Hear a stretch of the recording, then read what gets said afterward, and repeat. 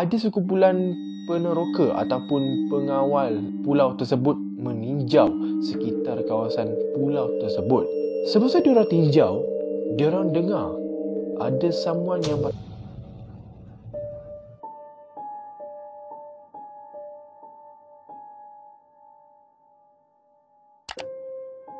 Hello guys, what's up? Assalamualaikum dan salam sejahtera dan welcome back to my channel. Alright guys, untuk video kali ini, iaitu episod yang kedua, kita akan merungkaikan untuk kisah seram yang seterusnya, iaitu kisah seram yang berada di negeri Kedah. So sebelum ni aku pun dah pernah cerita tentang beberapa tempat seram di negeri Perlis. So kalau korang belum tengok lagi video tersebut, korang boleh tekan link kat sini. So korang boleh menonton video tu kalau korang belum tengok. Kalau korang dah tengok, jom kita menonton video yang kedua ni pula. Alright guys, sebelum tu, kalau korang terjumpa channel ni, aku ucapkan selamat datang ke Nest Channel. Jangan lupa tekan like, share, komen dan subscribe my channel dan juga tekan butang loceng di sebelah butang subscribe untuk dapat video-video baru aku yang akan datang. Alright guys, tanpa buang masa, jom kita perungkaikan tempat-tempat benda seram di Kedah dalam segmen kisah seram di negeri-negeri seluruh Malaysia. Let's watch it.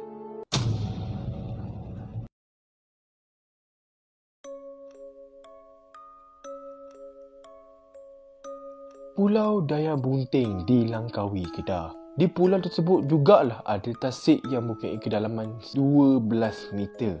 So di pulau ni jugalah mempunyai kisah-kisah yang agak menyeramkan dan agak misteri sehingga hari ini, iaitu ada sekumpulan peneroka ataupun pengawal pulau tersebut meninjau sekitar kawasan pulau tersebut. Semasa diorang tinjau, diorang dengar ada someone yang baca Al-Quran dengan suaranya yang merdu, tetapi tidak tahu di bahagian mana suara yang diorang dengar tu.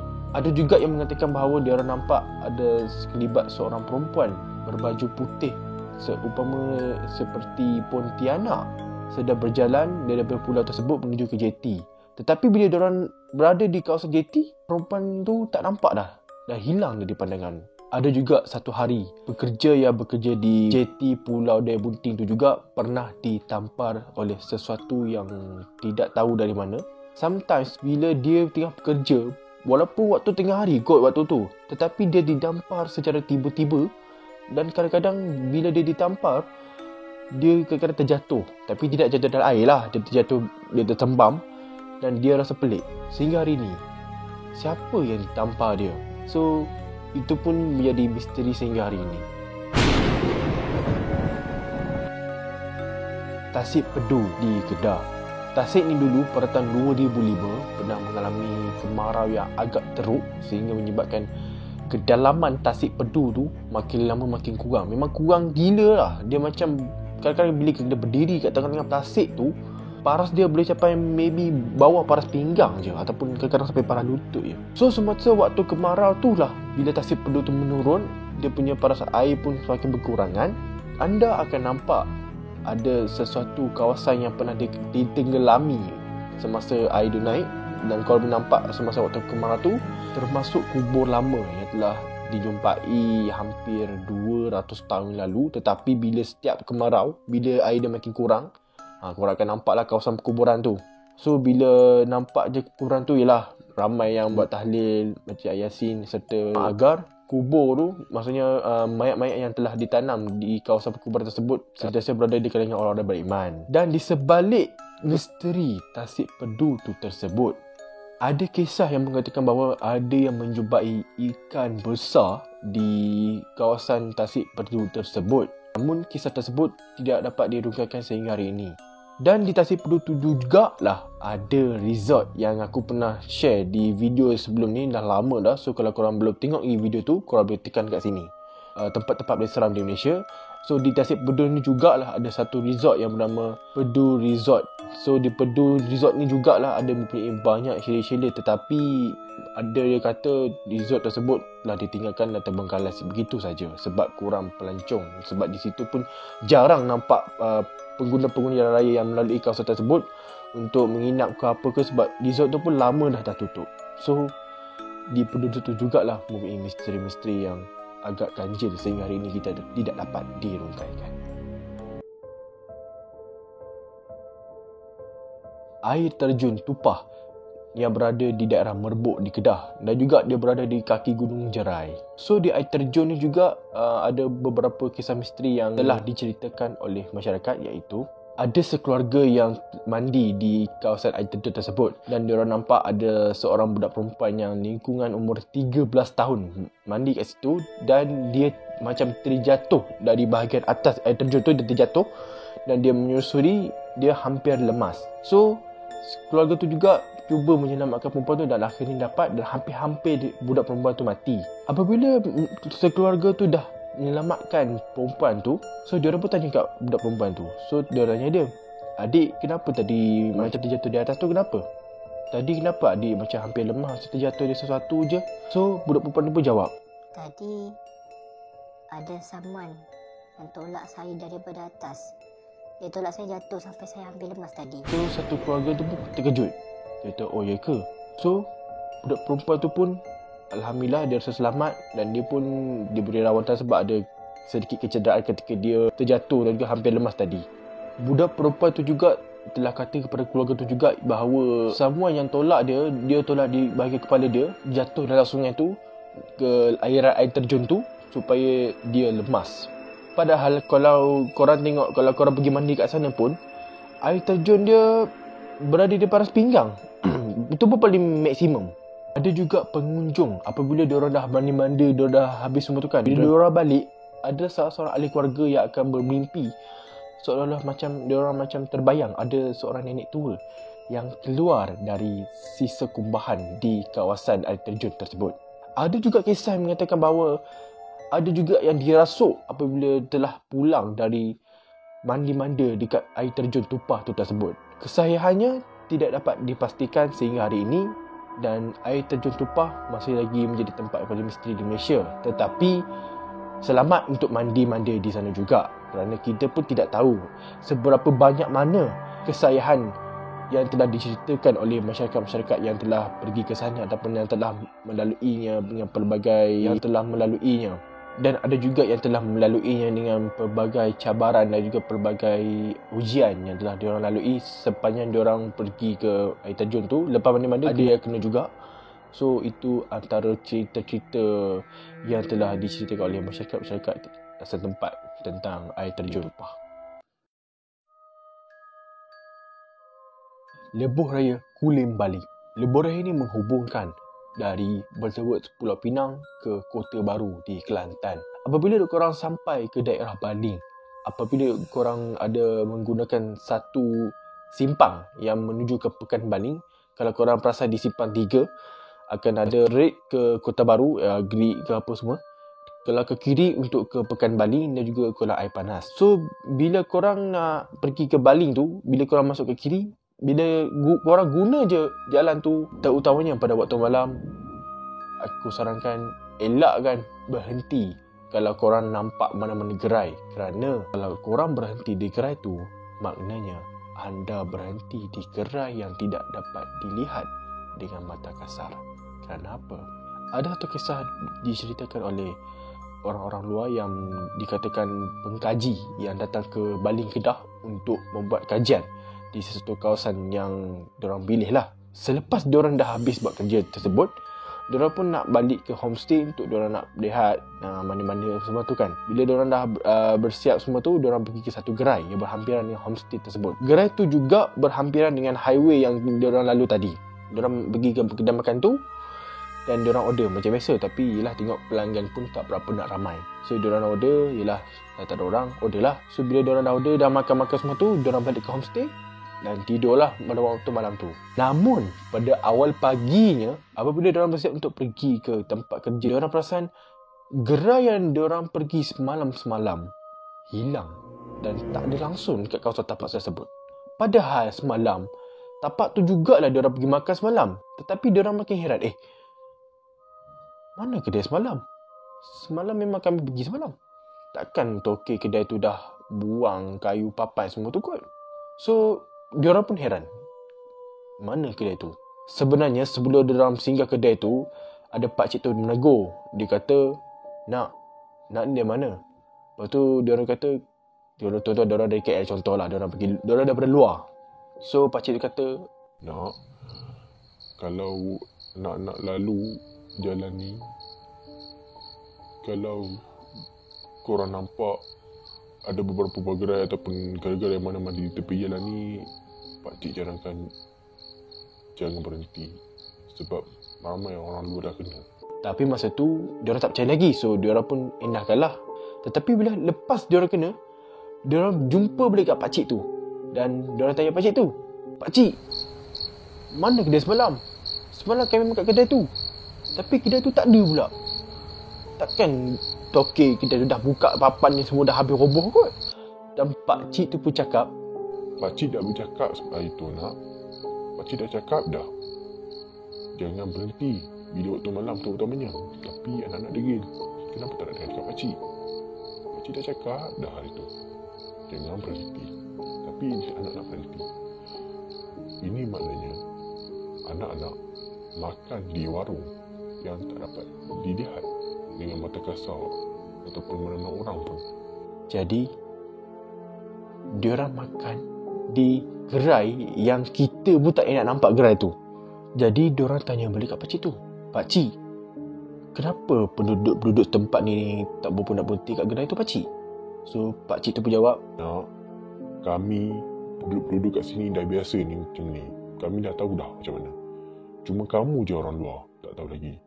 Sebab tu pakcik pesan orang luar bila lambat gerai jangan berhenti. Tahan dulu. Kalau kata nak pergi ke Pekan Bali, terus pergi Pekan Bali makan.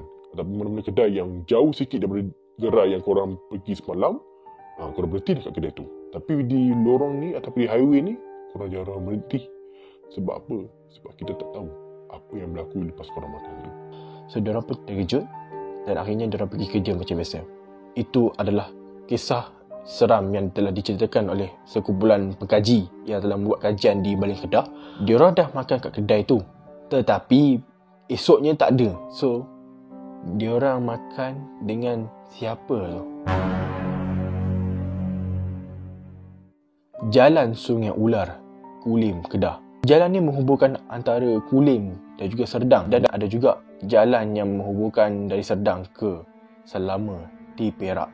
So jalan ni juga merupakan jalan yang mempunyai lika-lekok ataupun jalan yang agak berliku. Sebab tu digelar sebagai Jalan Sungai Ular, sebab dia punya liku dia macam ular. So jalan ni juga dengan keadaan di sekeliling pokok getah, pokok kelapa sawit, dan juga ada sikit kawasan estate di mana pekerja-pekerja yang bekerja di ladang getah, pekerja-pekerja yang kerja di kawasan kelapa sawit. So bila waktu malam terutamanya, bila lalu jalan tu memang agak sunyi, gelap gelita, kerana dekat Jalan Sungai Ular tu jugalah lampu jalan dia jangan kata kurang, tak ada langsung.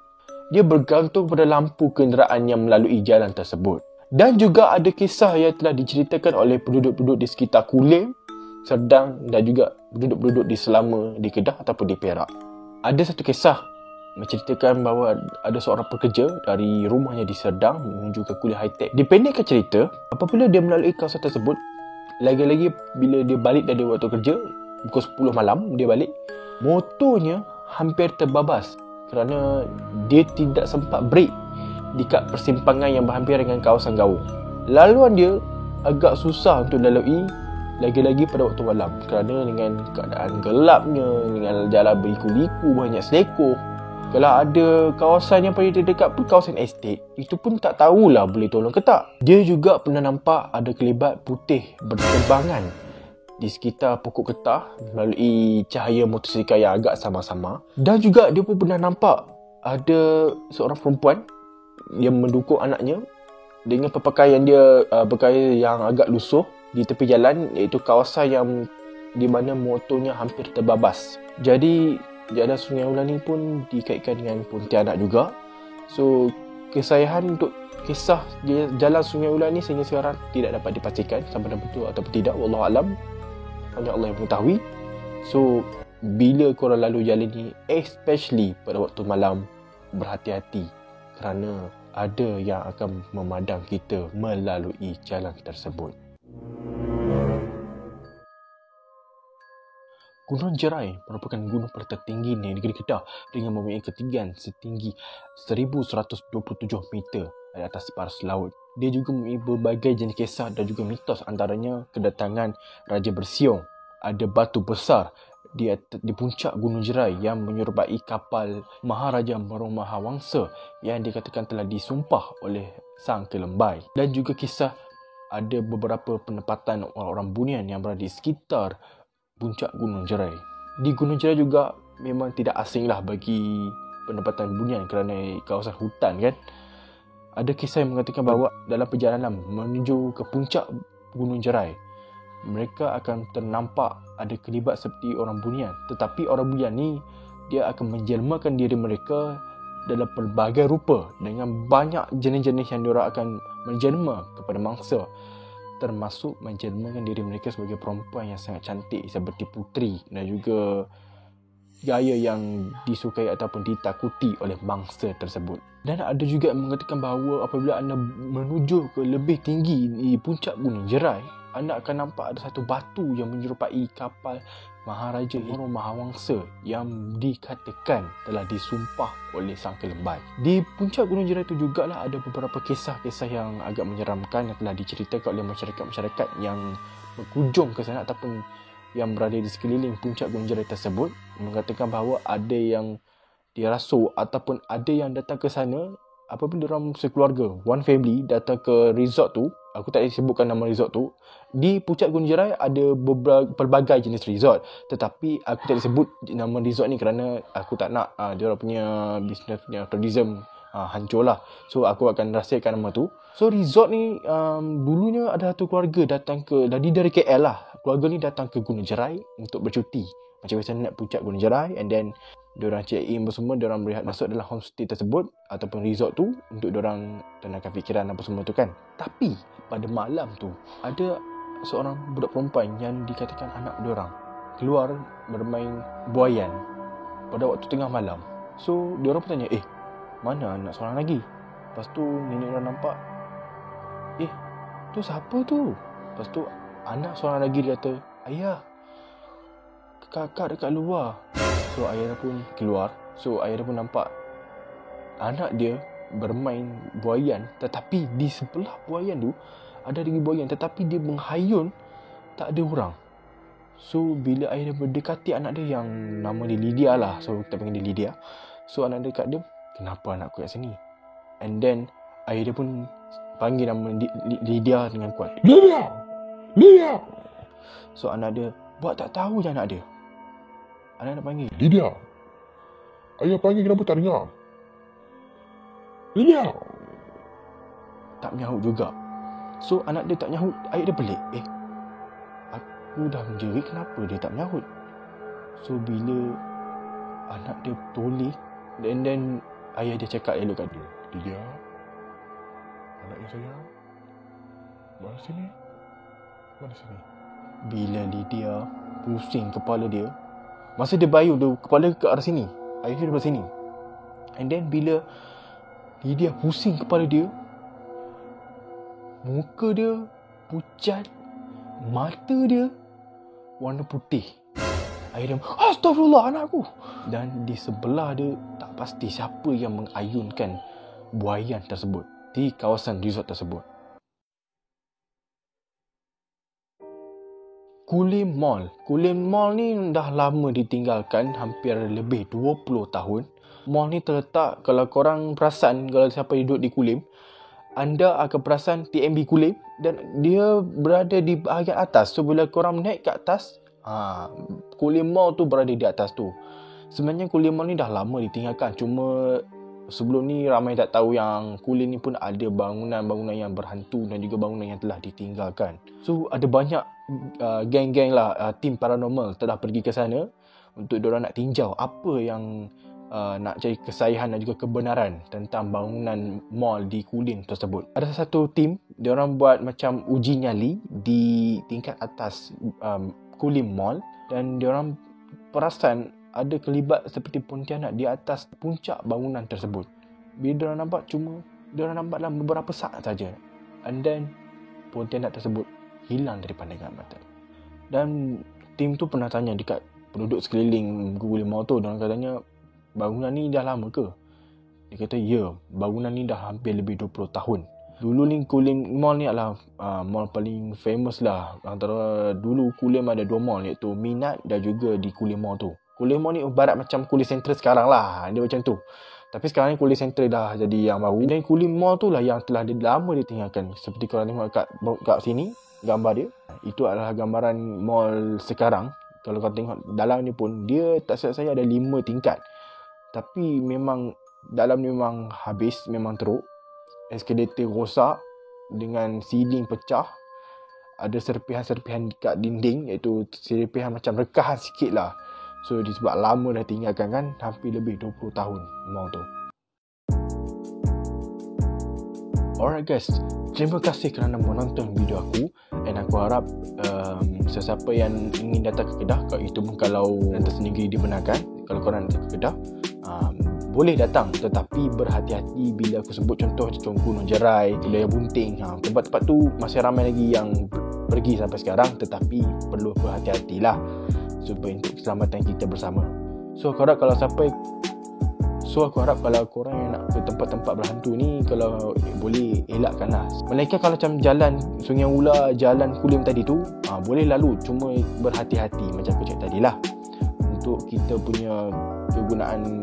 Sebab kita tak tahu sesuatu tempat yang berada di sekitar kawasan yang kita lalui itu ada di sebalik misteri yang tidak dapat dirungkaikan. Alright guys, itu saja video pada hari ini. Kalau korang terjumpa channel ni, aku ucapkan selamat datang ke Nas Channel sekali lagi. Kalau korang suka video ni, jangan lupa tekan like, share, komen, subscribe dan juga tekan butang loceng di sebelah butang subscribe untuk dapat video-video baru aku yang akan datang. So guys, jumpa lagi pada episod yang ketiga, episod di Pulau Pinang. Assalamualaikum and jumpa lagi.